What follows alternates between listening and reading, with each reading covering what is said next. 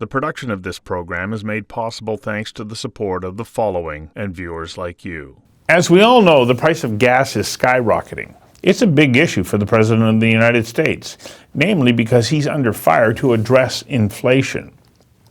Part of his response to soaring fuel prices was to lift a ban on the sale of E15 fuel. E15 stands for 15% ethanol, and adding it saves gas. It also then saves money, and in doing so, it also reduces carbon output. A welcome announcement, you'd think, asked Marc Rauch, the executive VP of the Auto Channel. Well, it should be, he answers his own question, but it wasn't.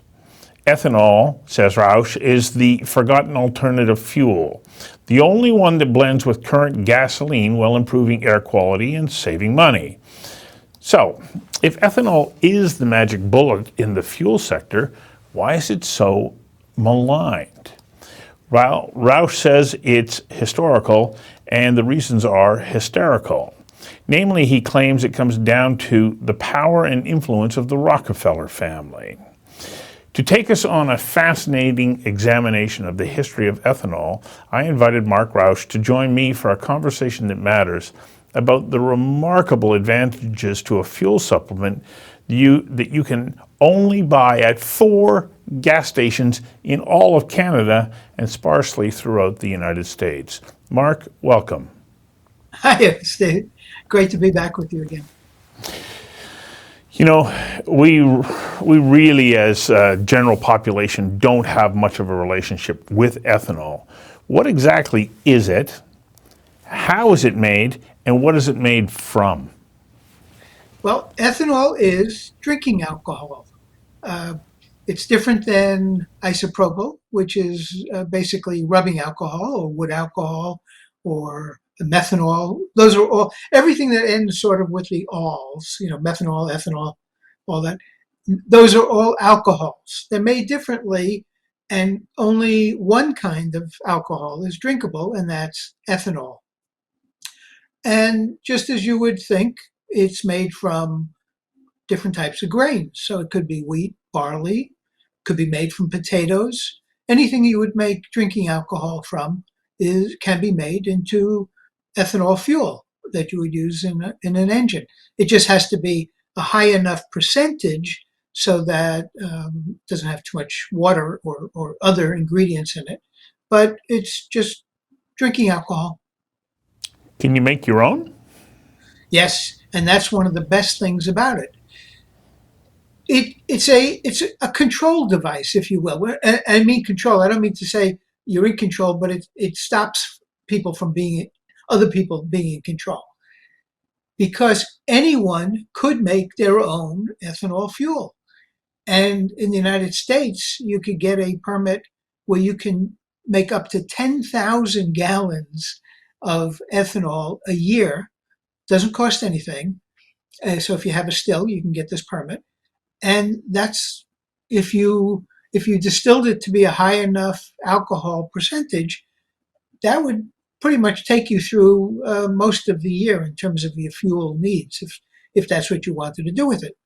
But anyone could do it, and therefore no one could really say, well, that's it, we're stopping production, we're stopping distribution of it, because my neighbors could get together and we could have a still and we could make our own fuel, and therefore we'd be okay.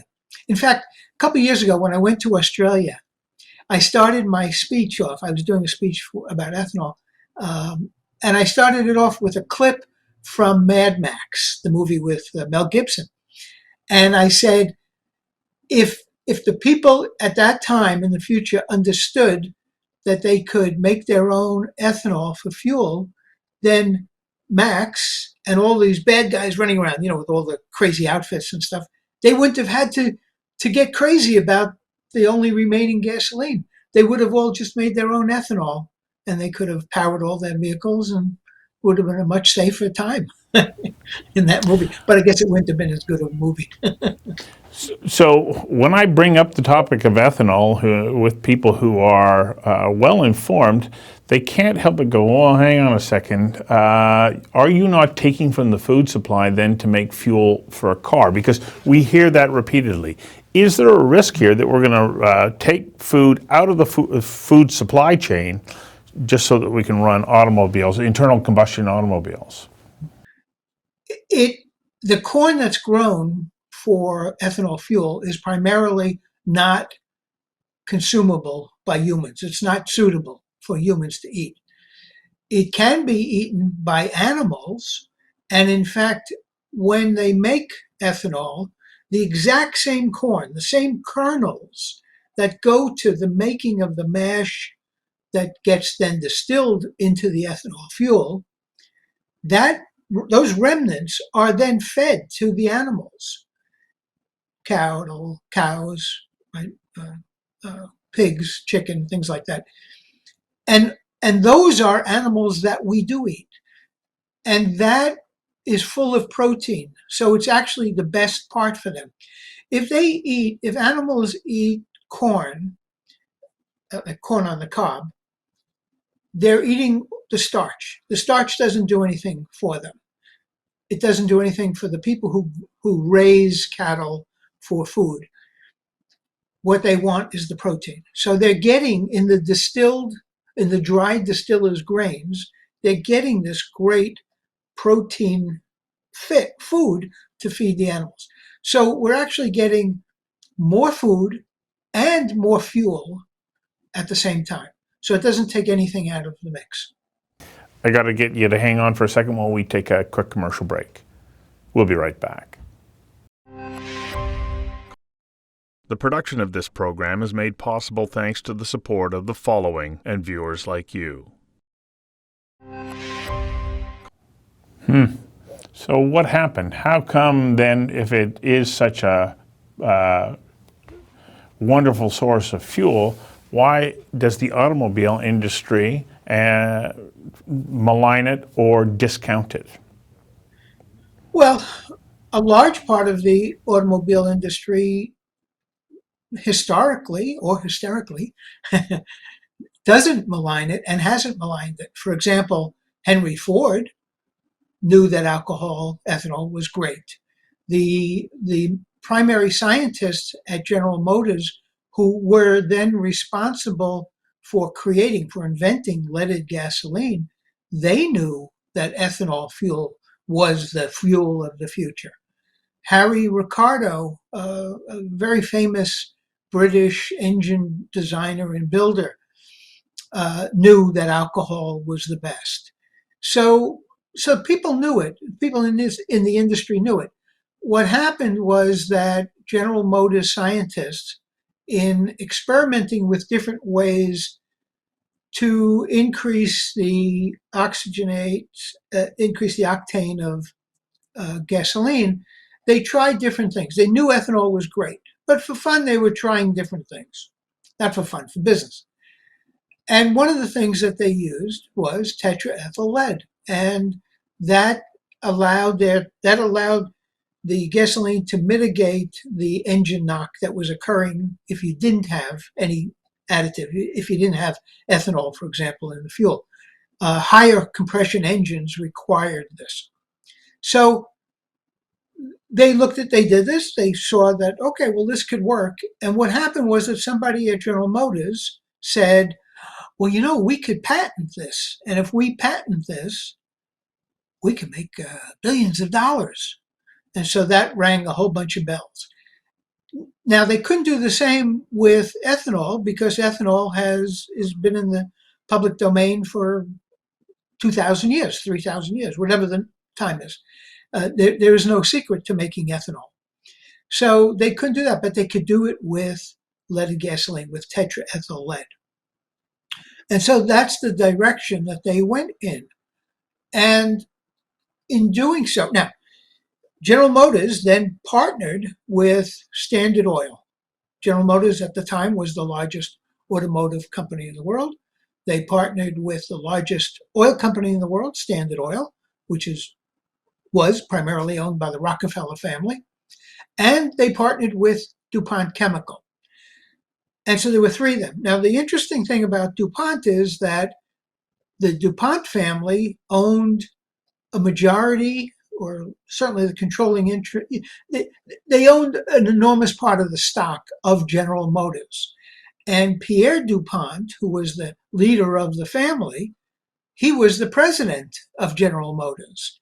So they stood to gain twice in the equation. In the three-part partnership, they had two parts, right? Because DuPont, General Motors, they controlled both, and then you had Standard Oils. But so they controlled the two things.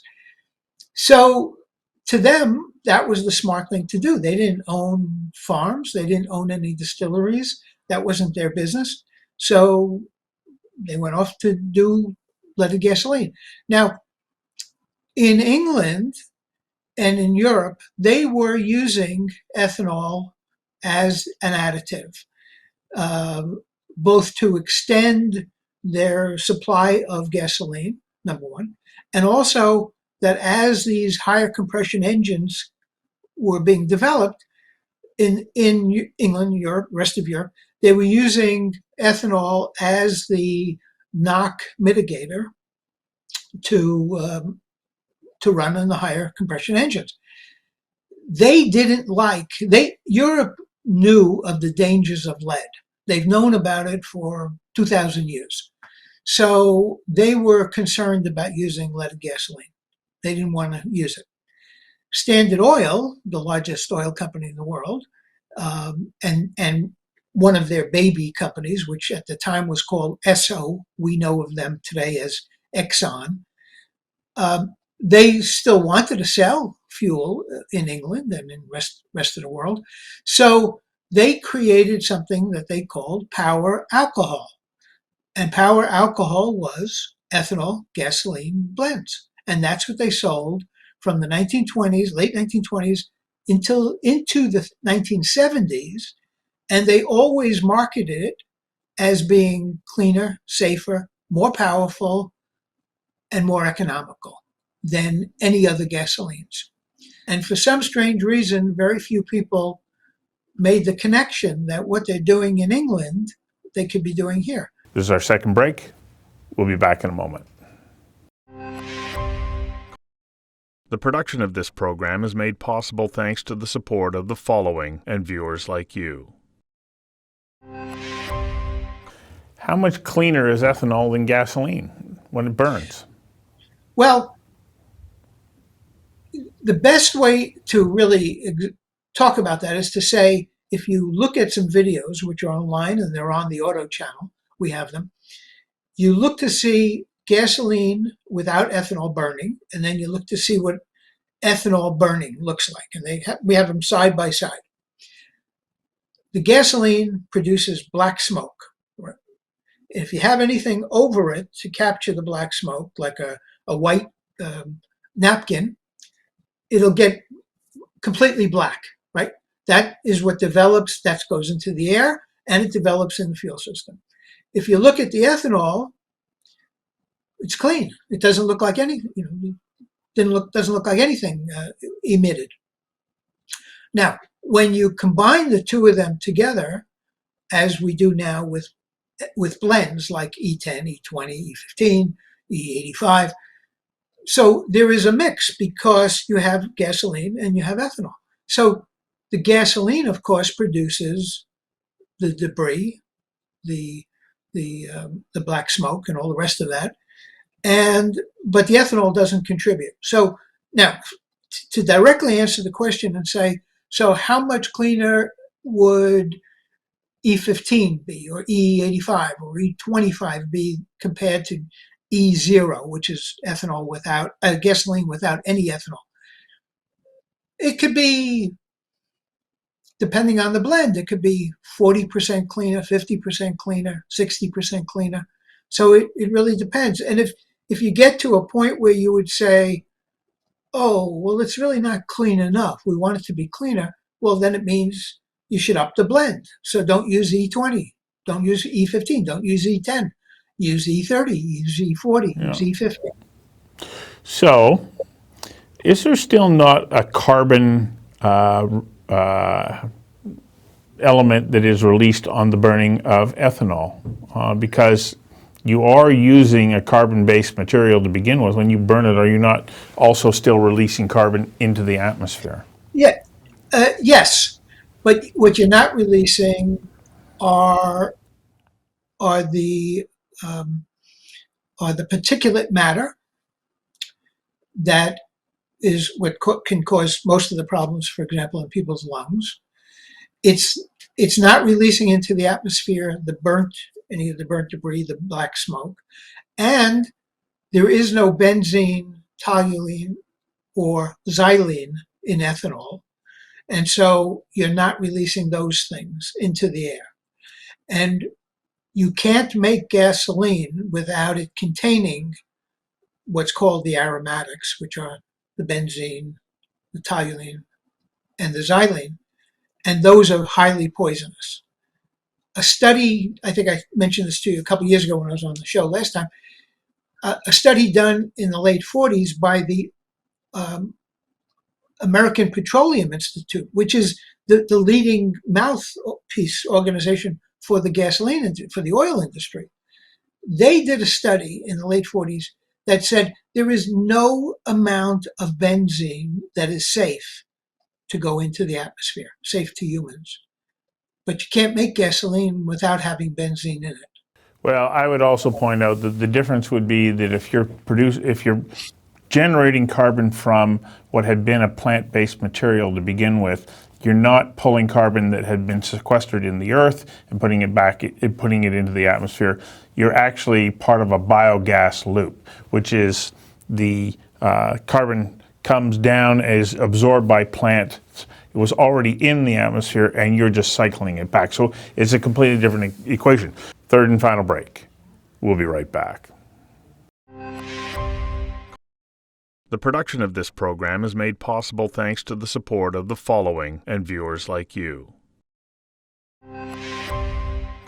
What about performance? Am I going to see a loss of performance, and will I see a loss of mileage per gallon?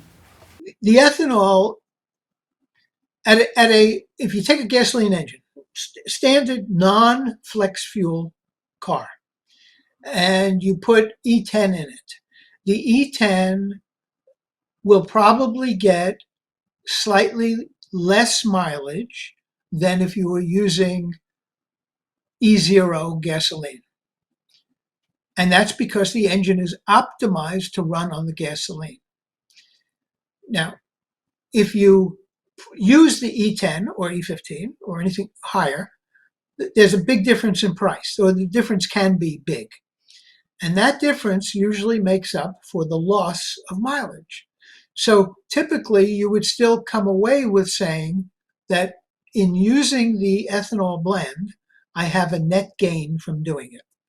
Now, the interesting thing is that as you actually will add ethanol to the blend so that you get to the point of E30, E40, E50, you actually will get as good or better mileage, even though it has more ethanol than E10. And so therefore you would think, well, it should get worse mileage. It doesn't. It gets best mileage. It gets better mileage, the best mileage. Will it have an impact on warranty? Okay.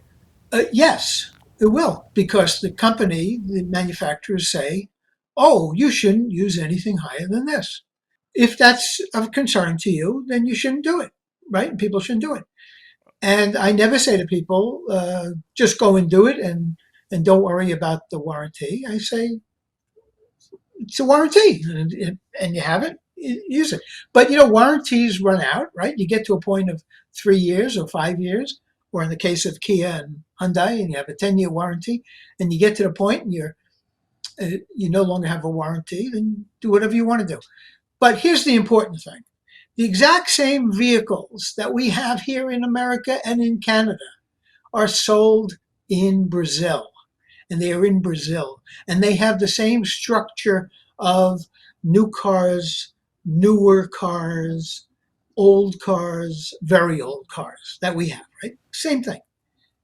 The minimum fuel, the minimum, the mandated minimum ethanol mandate in Brazil is E27, 27%. They have the exact same cars. They have no issues. If Ford sells a car down there, they warranty that car for E27. And they say the same thing. If it's a in Brazil, they use a different terminology. They don't say flex fuel, they call it total flex. So if it's not a total flex car, it's just a standard non-flex car, they say to you, don't use anything over E27. But you can use up to E27. But it's the exact same car that's here. And that's true with all General Motors products, all the Yeah. Asian So final question here, Mark, because I'm already over time. I'm going to have to trim this back in post. Okay, I pointed out that there's only 4 gas stations in all of Canada, and it's not readily or easily available in the United States. Let's say somebody's watching this and they go, okay, I'm not going to make my own ethanol. What are their options if they can't get it at a service station? Well, you have to ask for it, you have to demand it, and you have to look for one. We actually have a lot of, all gasoline in America now basically is E10. You really have to go out of your way to buy E0. So you have E10. In many cases, you have E85. Not every station is E85, but for example, in my city, in Sacramento, we have, I don't know, 7, 8, 9 stations. And So what's the name of your book, Mark? the ethanol papers, of course. And where can it be purchased? Well, here's the good part. You could buy it, and if you want to buy it, thank you. You could buy it on Amazon or on Barnes and Noble, and they'll send it to you. But here's the good part. It's available to read completely for free online on the Auto Channel. You don't have to pay anything. You don't even have to register your name. I did it that way purposely because the goal was to get the information out there. Thank you, Mark. You are an encyclopedia about ethanol, and when I have you come back, we're going to talk electric cars in the future. Thank you.